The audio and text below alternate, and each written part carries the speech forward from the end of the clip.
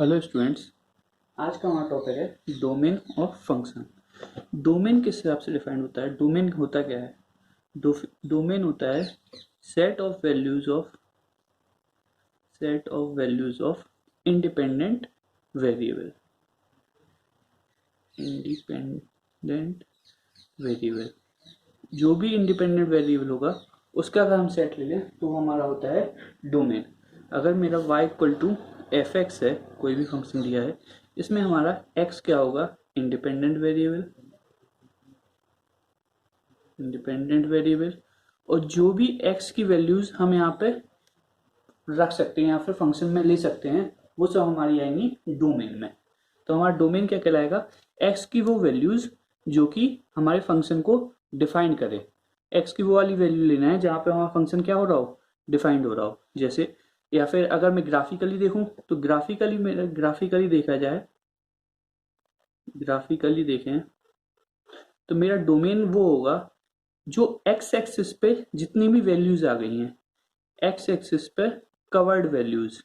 अगर मेरा जो ग्राफ है वो एक्स एक्सिस पे जितना भी कवर्ड है वो वाला हमारा क्या हो जाएगा? डोमेन ऑफ फंक्शन हो जाएगा। जैसे मैं बात करूं, ये मेरा कोई ग्राफ है, यहाँ से लेकर यहाँ पर -3 से लेकर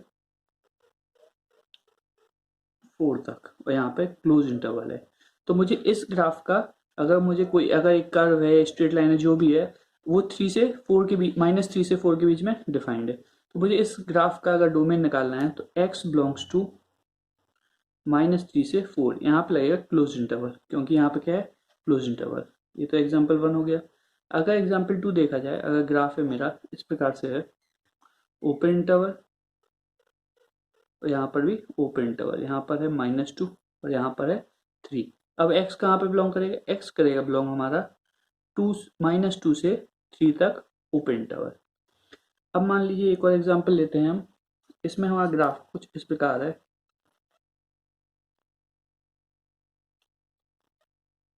-5, -1,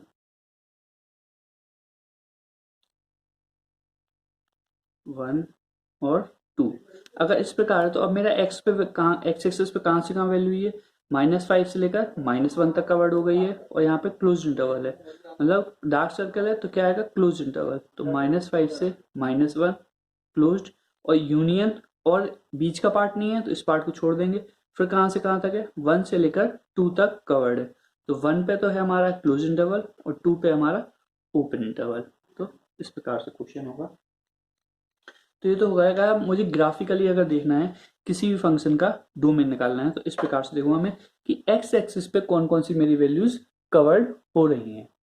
अब अगर मेरी बात की जाए, अगर कोई भी मुझे एक्सप्रेशन दिया गया है तो उसका कैसे निकालेंगे? तो उसमें हमें देखना है कि हमारा फंक्शन कहाँ पर डिफाइंड है। तो जैसे फंक्शन, मान लीजिए फंक्शन दिया गया है 1/x² - 4।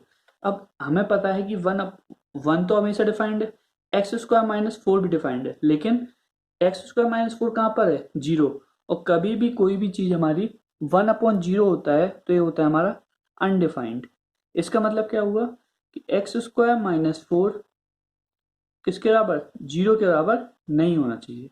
x² - 4 0 के बराबर नहीं होना चाहिए, मतलब x² हमारा 4 के बराबर नहीं होना चाहिए, मतलब x की हमारी वैल्यू +-2 के बराबर नहीं होना चाहिए।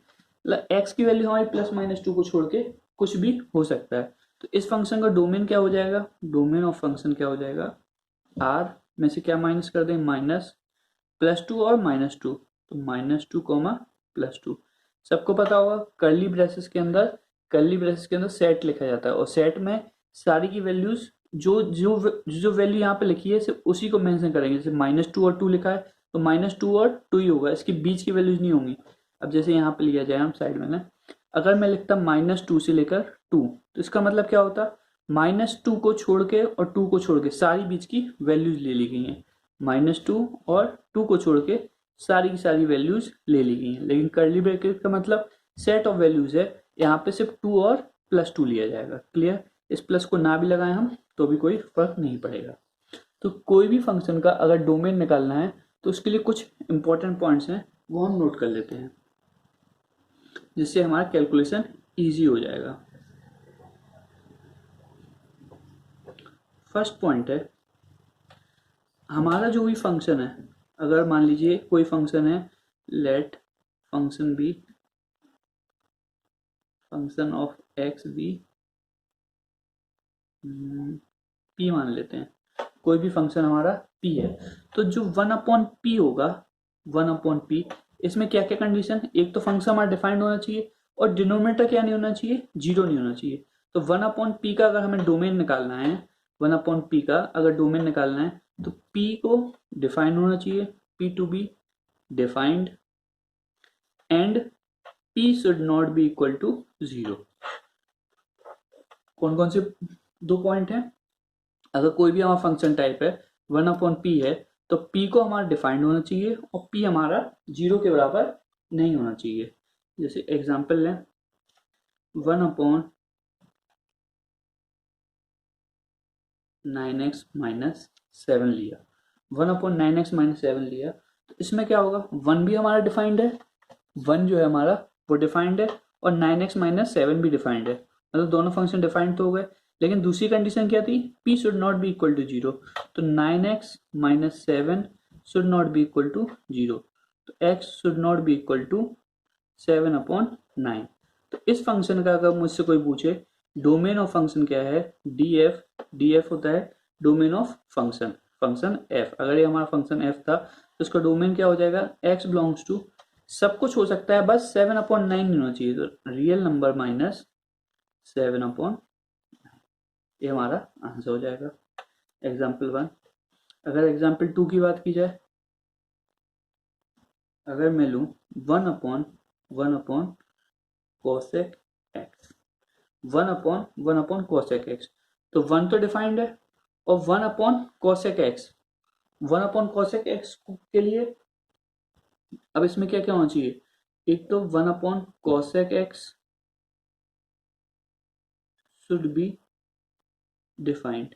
अब 1/cosec x को डिफाइन होने के लिए cosec x को डिफाइन होना चाहिए, cosec x should be defined,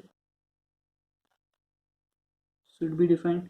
अब लेकिन cosec x कहाँ पे डिफाइंड नहीं है, cosec x हमेशा डिफाइंड नहीं होता है, cosec x हमारा x equal to n pi पे डिफाइंड नहीं होता है, cosec x is not defined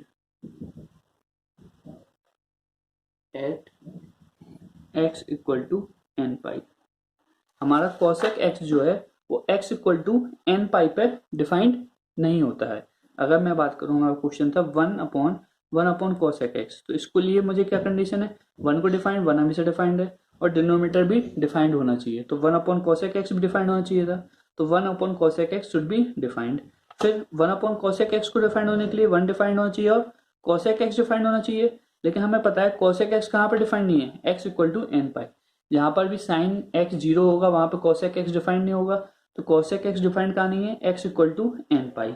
और सेकंड कंडीशन क्या है, and 1/cosec x should not be equal to 0, तो 1 तो कभी 0 होगा नहीं, तो ये पूरा पार्ट 0 हो नहीं सकता, तो 1/cosec x is never 0, never 0, ये तो कभी 0 हो ही नहीं सकता। तो हमारी दो कंडीशन क्या थी 1/p के लिए, p should be defined and p should not be equal to 0, तो जो भी हमारा डिनोमिनेटर 1/cosec x कभी 0 नहीं होगा, तो ये तो नेवर 0, और cosec x 1/cosec x को डिफाइन होने के लिए cosec x डिफाइंड होना चाहिए, और वो डिफाइंड कहाँ नहीं है, x इक्वल टू n पाई पर डिफाइंड नहीं है, तो मतलब n पाई को छोड़ के ये वाला फंक्शन हमारा कहाँ पे, हर जगह डिफाइंड होगा, तो इसका डोमेन ऑफ फंक्शन क्या हो जाएगा, domain of function r minus N pi, r minus N पाई।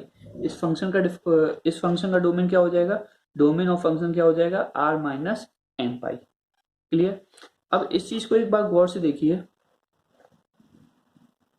कि cosec 1/cosec x, यही था क्वेश्चन, ये किसके बराबर, cosec x के बराबर नहीं होगा, 1/cosec x cosec x के बराबर नहीं होगा, क्योंकि cosec x का जो डोमेन होता है वो क्या होता है,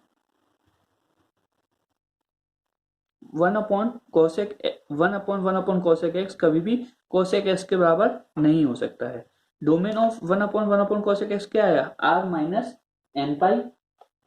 और एक और बात नोट करने की क्या इंपॉर्टेंट पॉइंट है इसमें, इंपॉर्टेंट पॉइंट नोट कर सकते हैं कि 1/1 cosec x कभी भी cosec x के बराबर नहीं होगा।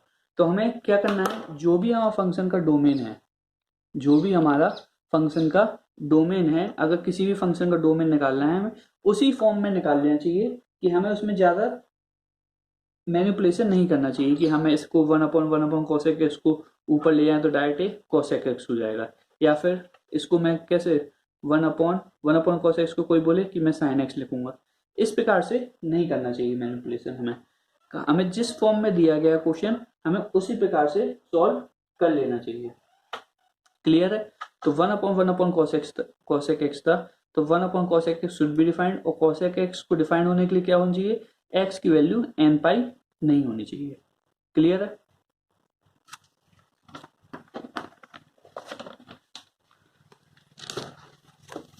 अब सेकंड पॉइंट पे आते हैं, इंपॉर्टेंट पॉइंट पे। सेकंड पॉइंट कहता है अगर कोई भी हमारा अंडर रूट में दिया गया है, अब मान लीजिए इस प्रकार से है 2m और p दिया गया है, और अंडर रूट ऑफ 2m + 1 और p दिया है। इसके लिए सबसे पहले तो p डिफाइंड होना चाहिए, और यहाँ पे p डिफाइंड होना चाहिए, और कंडीशन क्या आएगी, अगर अंडर रूट ऑफ 2m है, मतलब अगर हमारा कभी भी कोई भी फंक्शन होता है p⁻² under root of 2m, या इसको कैसे लिखते हैं, p की पावर 1/2m। 2m का मतलब यहाँ पे हमेशा क्या होगा, इवन नंबर होगा, और 2m + 1 का मतलब क्या होगा, हमेशा यहाँ पे ऑड नंबर होगा। इस प्रकार के ग्राफ कैसे बनते हैं, इस प्रकार के ग्राफ बनते हैं, हमेशा इस प्रकार हमारे ग्राफ बनते हैं।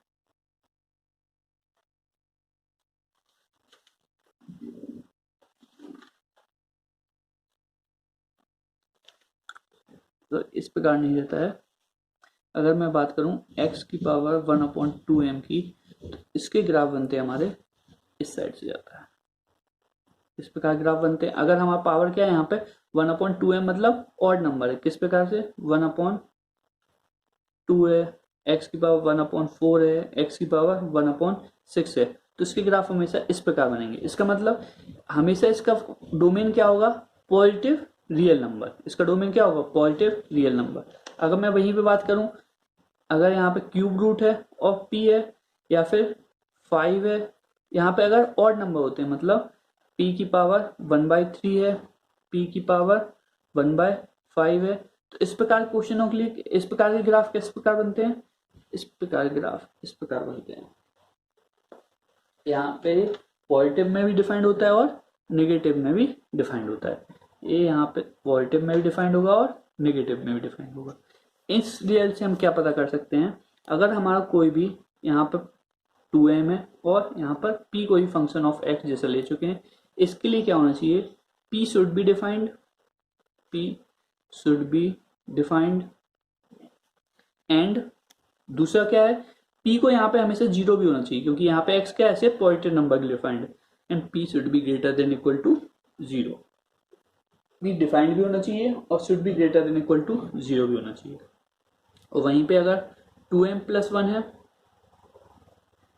तो इसके लिए p क्या होना चाहिए, p अगर केवल डिफाइंड भी होगा हमारा तो भी हमारा काम चल जाएगा। p अगर हमारा डिफाइंड है तो हमें यहाँ पे पूरा सॉल्यूशन मिल जाएगा, क्योंकि इसका पूरा सॉल्यूशन क्या होगा, r। इसका तो रियल नंबर है क्योंकि ये पूरे पॉजिटिव में भी और नेगेटिव में डिफाइंड है, और ए केवल पॉजिटिव में डिफाइंड है अगर पावर हमारा ऑड है। ठीक है, अब क्वेश्चन लेते हैं हम। मान लीजिए क्वेश्चन है हमारा अंडर रूट ऑफ 6, तो हम क्वेश्चन सॉल्व कर रहे थे। अब क्वेश्चन लेंगे हम। क्वेश्चन है हमारा अंडर रूट ऑफ 3x - 5, यहाँ पे मान लीजिए 4 ले लेते हैं, तो यहाँ ये क्या हो गया, अब इवन नंबर हो गया। इवन नंबर के लिए ये चीज़ हमारी डिफाइंड होना चाहिए, और 3x - 5 should be greater than equal to 0। ये चीज़ क्या होनी चाहिए, डिफाइंड। 3x - 5 हमें पता है कि एक पॉलिनोमियल एक्सप्रेशन है जो कि हमेशा डिफाइंड होगा। तो दूसरी कंडीशन क्या है, should be greater than equal to 0।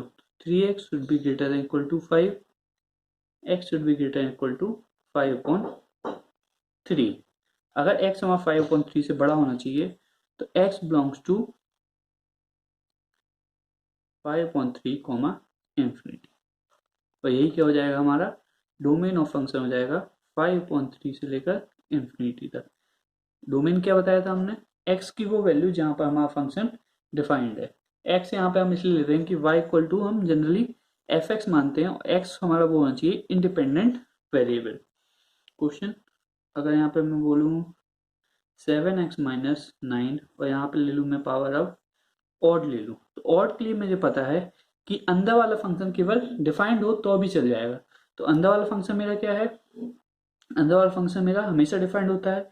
तो यहाँ पे x belongs to real number. Clear. Next question, अगर 4 है यहाँ पे और x² minus 18x minus 80 sorry plus 80, तो अब मैं बोलूँ इसमें एक चीज तो हमेशा डिफाइन होनी चाहिए। यहाँ पे पावर 4 है और अंदर वाला फंक्शन क्या होना चाहिए, should be greater than equal to 0। x² minus 18x plus 80 should be greater than equal to 0। तो x² minus 18x plus 80 greater then 0 के लिए x² minus 8x minus 10x 80 greater than equal to 0। Equality inequality है, हम wavy curve method से इसको solve करेंगे। तो यहाँ पे क्या हो जाएगा, x minus 8 minus 10 x minus 8 should be greater than equal to 0। x minus 8 x minus 10 should be greater than equal to 0। तो इसके रूट्स क्या हुआ है, 8 और 10। तो यहाँ पे हम प्लॉट करेंगे 8 और 10। यहाँ पे क्या है, plus minus plus, alternate sign से पॉजिटिव साइन से हम चालू करते हैं और अल्टरनेट साइन लगा देते हैं।